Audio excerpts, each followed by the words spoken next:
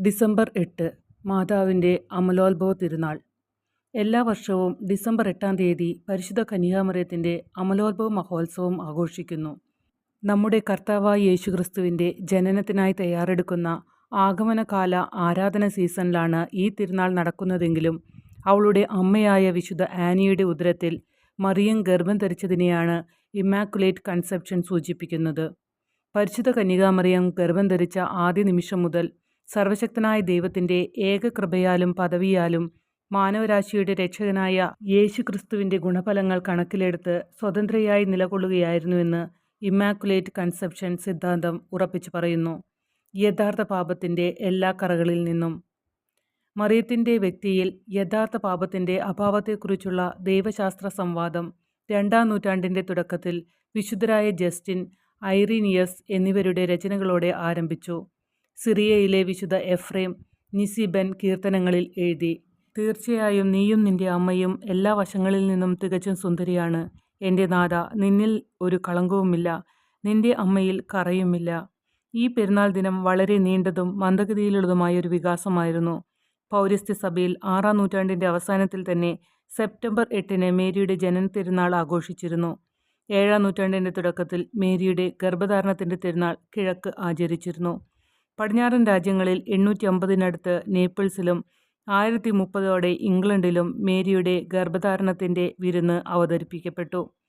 1066-ലെ normal അധിനിവേശത്തിന് ശേഷം അത് Normandy, France, Spain, Germany, Belgium എന്നിവിടങ്ങളിലേക്ക് കടന്നു. മധ്യകാലഘട്ടത്തിൽ വിശുദ്ധ Bernard of Clairvaux, Albert the Great, Thomas Aquinas എന്നിവരും അതുപോലെ തന്നെ ആദ്യത്തെ ഫ്രാൻസിസ്കൻ ദൈവശാസ്ത്രജ്ഞരും പാപത്തിൻ്റെ സാർവത്രികതയെയും ക്രിസ്തുവിനാൽ വീണ്ടെടുക്കപ്പെടേണ്ടതിൻ്റെ ആവശ്യകതയെയും അടിസ്ഥാനമാക്കി ഈ വിരുന്നിനെ എതിർത്തു. ഫ്രാൻസിസ്കൻ ദൈവശാസ്ത്രജ്ഞരായ ബ്ലെസ്ഡ് ജോൺ ഡൺസ് സ്കോട്ടസ് തൻ്റെ ദൈവശാസ്ത്ര ഗ്രന്ഥങ്ങളിൽ മേരിയുടെ പാപമില്ലായ്മയെക്കുറിച്ചുള്ള ചോദ്യത്തെക്കുറിച്ച് എഴുതുകയും മേരിയുടെ പദവിയെ അവളുടെ ജീവിതത്തിൻ്റെ തുടക്കം മുതൽ അതിൻ്റെ പൂർണ്ണതയിൽ സംരക്ഷിക്കുകയും ചെയ്തു. യഥാർത്ഥ പാപം കൂടാതെയുള്ള മേരിയുടെ ഗർഭധാരണം ഒരു അപവാദം ആയിട്ടല്ല, മറിച്ച് യഥാർത്ഥ പാപത്തിൽ നിന്നുള്ള സംരക്ഷണമായിട്ടാണ് കണ്ടത്. മറിയം യേശുക്രിസ്തുവിൻ്റെ ഭാവി ഗുണങ്ങളാൽ വീണ്ടെടുക്കപ്പെട്ടു. കാരണം അവൾ വീണ്ടെടുപ്പിനുള്ള സാർവത്രിക ആവശ്യത്തിന് പുറത്തല്ല. ദൈവത്തിൻ്റെ ഇടപെടലിൽ അവൾ പ്രതിരോധം നിലനിർത്തി. 2-ാം വത്തിക്കാൻ കൗൺസിൽ ഡൺസ് സ്കോട്ട്സിൻ്റെ ഭാഷ ഉപയോഗിക്കുകയും മറിയം തൻ്റെ പുത്രൻ്റെ യോഗ്യതകൾ കാരണം കൂടുതൽ മികച്ച രീതിയിൽ വീണ്ടെടുക്കപ്പെട്ടു എന്ന് പ്രസ്താവിക്കുകയും ചെയ്യുന്നു.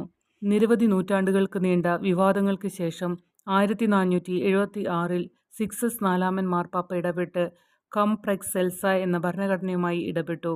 അതിലൂടെ അദ്ദേഹം തിരുനാളിൻ്റെ കുർബാനയുടെയും ഓഫീസിൻ്റെയും ആരാധനാക്രമം അനുവദിച്ചു. സെൻറ്റ് പീറ്റേഴ്സ് ബസിലിക്കയിലെ ഇമ്മാക്കുലേറ്റ് കന്യകയ്ക്ക് അദ്ദേഹം ഒരു ചാപ്പലും സമർപ്പിച്ചു.